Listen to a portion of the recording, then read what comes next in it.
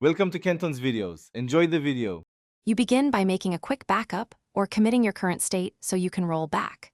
Once done, verify Android Studio and the JDK meet the Gradle version requirements because mismatches cause cryptic errors. Next, open the project and prefer updating the Gradle wrapper. This ensures every environment uses the same distribution.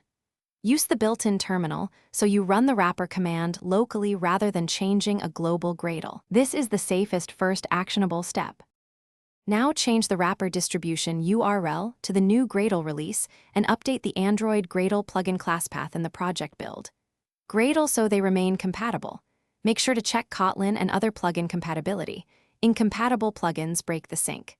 After edits, run /Gradle version to confirm the wrapper uses the intended Gradle, then run /Gradle clean build to force a full configuration and compilation pass. This exposes deprecations and dependency. Finish by running the app locally and running your CI pipeline to ensure the new Gradle works across environments, then commit the Gradle wrapper.